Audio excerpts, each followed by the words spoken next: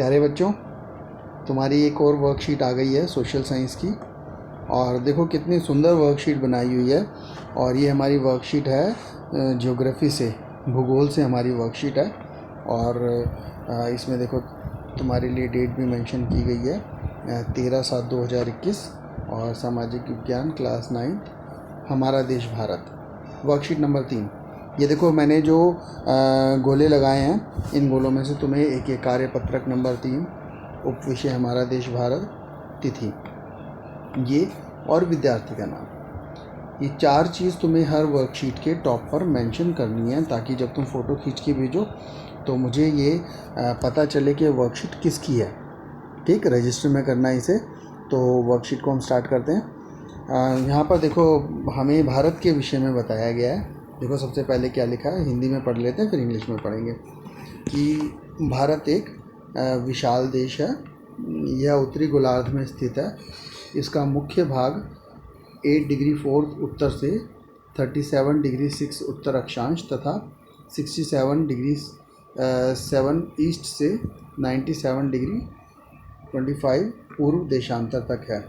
कर्क रेखा 23 degree 30 north में देश को लगभग 2 बराबर भागों में बांटती है। भारत के भूभाग का कुल क्षेत्रफल 32.8 लाख वर्ग किलोमीटर है। भारत का क्षेत्रफल विश्व के कुल भौगोलिक क्षेत्रफल का 2.4% है। भारत विश्व का 7वां बड़ा देश है। भारत के अक्षांश और देशांतर का विस्तार लगभग 30 डिग्री है, परंतु फिर भी उत्तर पश्चिम का विस्तार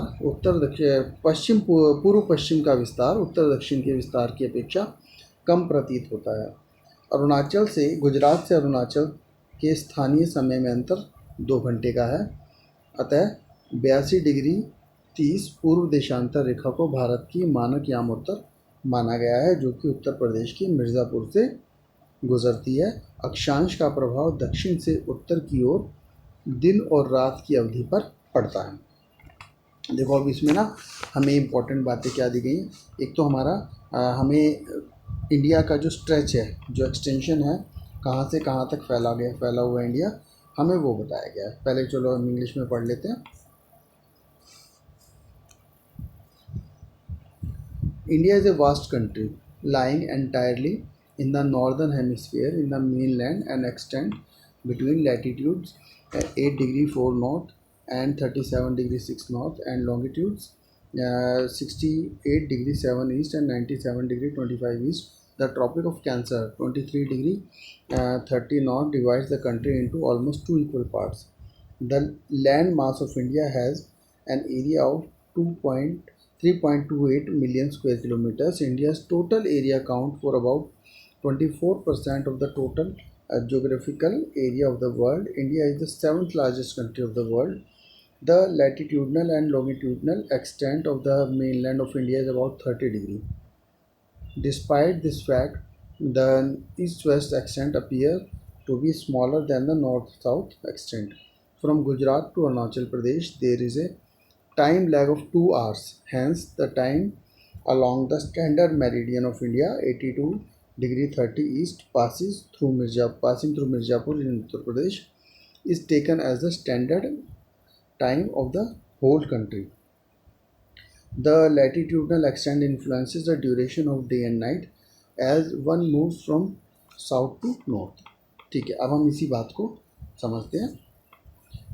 देखो भाई, यहाँ पर है ना, तुम्हें पता है ग्लोब पर जब हम किसी देश को देखते हैं तो ग्लोब पर जो ऐसे रेखाएं ये चल रही हैं, देखो ऐसे तुम्हें रेखाएं चलती नज़र आ रही है ना, इनको हम कहते हैं अक्षांतर रेखाएं या अक्षांश रेखाएं। अगर इंग्लिश में बात करेंगे तो हम इसको कहते हैं लैटिट्यूड्स। ठीक, अब नीचे सबसे बड़ी लैटिट्यूड आ जाएगी 0 डिग्री अक्षांतर आ जाएगी। उसके बाद 1 डिग्री 2 डिग्री 3 डिग्री। तो यहाँ पर हमें इंडिया का एक्सटेंट देखो, नीचे जो लाइन इंडिया को टच कर रही है ऐसे, और एक जो ऊपर लाइन टच कर रही है। और अब हम ऊपर से नीचे देखेंगे तो ये देशांतर रेखाएं होती हैं। देखो इस ग्लोब में भी लगी हुई हैं, जहाँ पर मैं रेड कलर से लाइन बना रहा हूँ, ऑलरेडी वहाँ पे ब्लैक डॉटेड लाइंस हैं।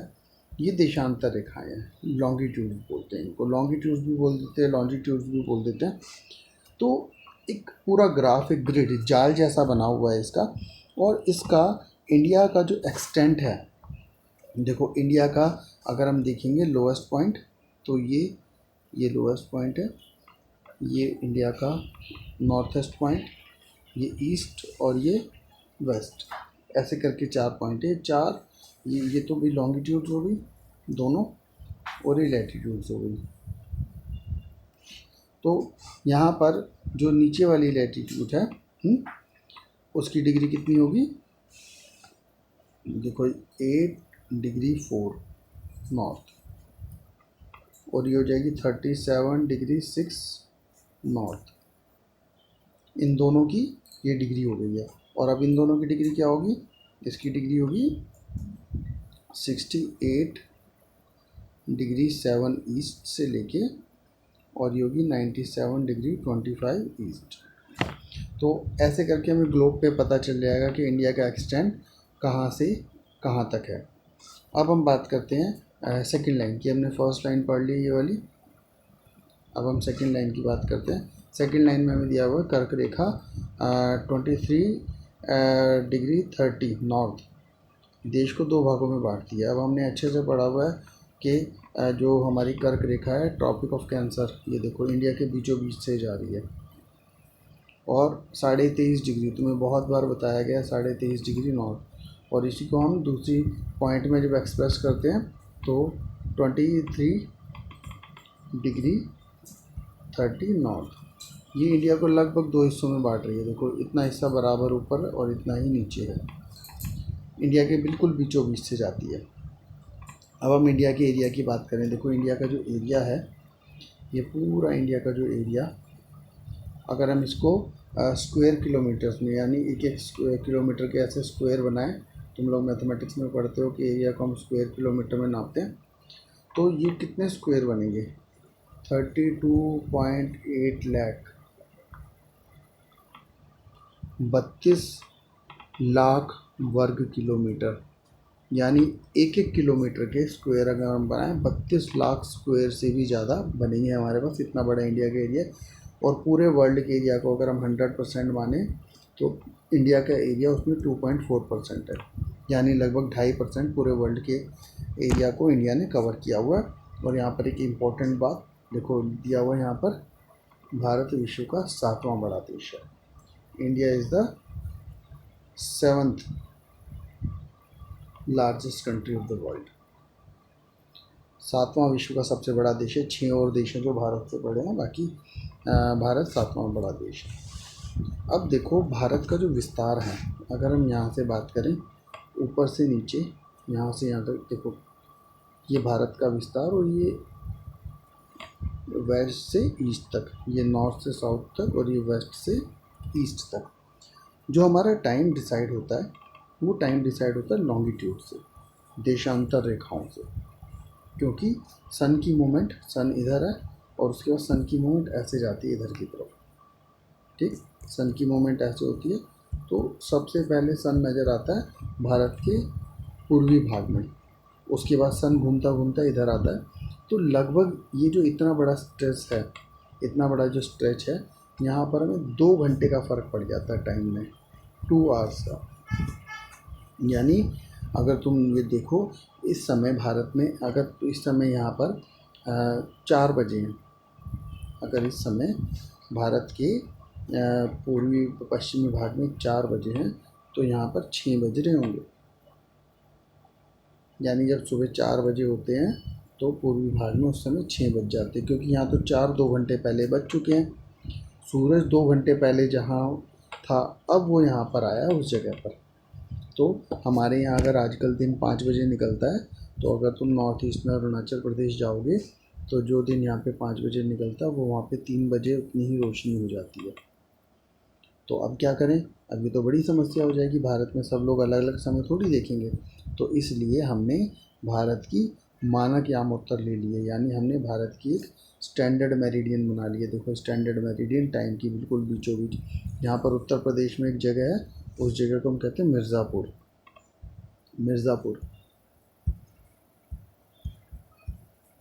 मिर्ज़ापुर जगह है, और भारत की मानक यामोत्तर मिर्ज़ापुर से होके जाती है। देखो यहाँ पर तुम्हारे लिए दिया भी हुआ है, तुमने ध्यान से सुना होगा, जो कि उत्तर प्रदेश के मिर्ज़ापुर से होकर गुजरती है। देखिए उत्तर प्रदेश के मिर्ज़ापुर से होकर गुजरती है, मिर्ज़ापुर, और इधर भी मिर्ज़ापुर दिया हुआ है। तो हमने स्टैंडर्ड मेरिडियन ले लिया है भारत की 82 डिग्री 30 नॉर्थ ईस्ट को, 82 डिग्री 30 ईस्ट को, जबकि हमारा 68 डिग्री 7 ईस्ट से लेके 97 डिग्री 25 ईस्ट तक है। तो हमने इसके बीच की रेखा ले लिया भाई, ना तो हमने ये वाला पॉइंट लिया, ना हमने ये वाला पॉइंट लिया, ना ये लिया, हमने बीच में एक टाइम लाइन ले लिया कि हम इस टाइम को इधर के लोग भी मानेंगे और इस टाइम को इधर के लोग, मीन्स पूरा इंडिया एक ही टाइम को मानेगा। तब अगर तुम रशिया में जाओगे तो वहाँ 6 से 8 टाइम जोन है, पूरे देश में अलग अलग टाइम जोन होते हैं, और लेकिन भारत में हमें सही नहीं लगा ऐसा करना, हमें एक ही समय हमने लिया, एक ही टाइम जोन, और वो हमने भारत की स्टैंडर्ड मेरिडियन जो उत्तर प्रदेश के मिर्ज़ापुर से होकर गुजरती है उससे हमने लिया हुआ है। चलिए अब आगे बात करते हैं कि भारत में जो ये हम बात करते हैं अक्षांतर रेखाओं की, अक्षांतर रेखाओं से क्या फ़र्क प्रभाव पड़ता है दिन पर। देखो देशांतर रेखा से तो प्रभाव पड़ता है, दिन इस देशांतर पे जल्दी निकलेगा, इस पे बाद में निकलेगा, इस पे और बाद में निकलेगा, और इस पे सबसे बाद में निकलेगा। लेकिन अक्षांतर रेखाओं से क्या प्रभाव पड़ता है, देखो अक्षांतर रेखाओं से प्रभाव पड़ता है, और वो प्रभाव तुम्हें दिया गया है। अक्षांश का प्रभाव दक्षिण से उत्तर की ओर दिन और रात की अवधि पर पड़ता है। The latitudinal extent influences the duration of day and night as one moves from north to south to north. अगर तुम नीचे से ऊपर की तरफ जाओगे, अगर तुम नीचे से ऊपर की तरफ जाते हो तो क्या होगा, दिन की अवधि कम होने लगेगी, दिन की अवधि कम होने लगेगी, और रात की अवधि ज़्यादा होने लगेगी। ठीक, आई थिंक सबको समझ में आ गया होगा। अब हमें यहाँ पर कुछ प्रश्न दिए हुए हैं, देखो प्रश्न में हमें क्या दिया हुआ। सबसे पहला प्रश्न है कि 82 डिग्री 30 पूर्व को भारत की मानक यामोत्तर क्यों माना जाता है। देखो भारत की मानक यामोत्तर इस रेखा के बारे में पूछ रहा है कि इसको भारत की स्टैंडर्ड मेरिडियन क्यों माना जाता है। इसका उत्तर देखो तुम्हें ऊपर दिया हुआ है,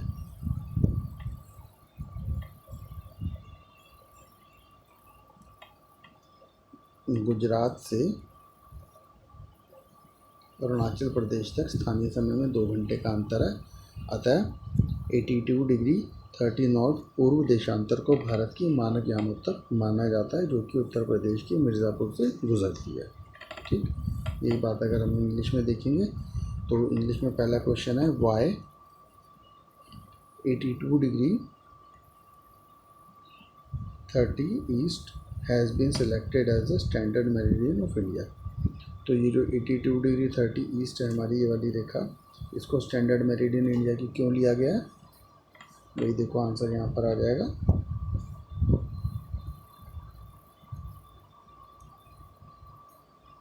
फ्रॉम गुजरात टू अरुणाचल प्रदेश दीजिए time lag of 2 hours, hence time along the standard meridian of India passing through Mirzapur is taken as a standard time for whole the country. ये इसका आंसर है कि हम देखो लॉजिकली भी समझो इस बात को कि अगर हम ये वाली टाइम को स्टैंडर्ड मेरिडियन लेंगे, इसको पूरे देश में लागू कर देंगे तो वो भी गलत हो जाएगा। अगर हम इस टाइम को लेंगे उसे पूरे देश में लागू कर देंगे तो वो भी गलत हो जाएगा। अगर हम पूरे भारत के अलग अलग टाइम जोन बना लें तो क्या होगा, कोई मूवी आनी है, अब हमें देखना पड़ेगा, वो मूवी 9 बजे दिखाई जाएगी। अब यहाँ के 9 बजे आएगी, यहाँ के 9 बजे, यहाँ के 9 बजे, यहाँ के 9 बजे, क्योंकि सबका चारों जोन का टाइम अलग अलग हो जाएगा। जब यहाँ पर 5 बजते हैं तो यहाँ पे 3 ही बजे होते हैं, और हो सकता है यहाँ पर 4:30 बजे हूँ और यहाँ पे 4:30 बजे हूँ, तो सब जगह का टाइम अलग अलग हो जाएगा। हमें बहुत सारी एडजस्टमेंट्स करनी पड़ेंगी, रेल के टाइम टेबल में, टीवी के प्रोग्राम में, मैचेस के प्रोग्राम में, फ़्लाइट के उड़ने में, तो हम कंफ्यूज हो जाएंगे इंडिया जैसे देश में। तो इसलिए हमें एक टाइम लेना था पूरे देश के लिए, एक टाइम, और वो एक टाइम हमने लिया मिर्ज़ापुर का टाइम। भारत की मानक उत्तर लगभग यहाँ से बराबर दूरी पड़ती है दोनों हिस्सों की। देखो लगभग बराबर लाइन है, तो इंडिया के बीच से जो लाइन जा रही है उसको हमने स्टैंडर्ड मेरिडियन ले लिया है। चलिए अब हम नेक्स्ट क्वेश्चन की बात करते हैं। कन्याकुमारी और कश्मीर में दिन रात की अवधि में अंतर क्यों है? Why difference between the duration of day and night hardly felt at Kanyakumari but not so in Kashmir. देखो भाई, कन्याकुमारी में दिन और रात की अवधि लगभग बराबर पाई जाएगी, जबकि कश्मीर में दिन और रात की अवधि में फ़र्क होगा। क्यों?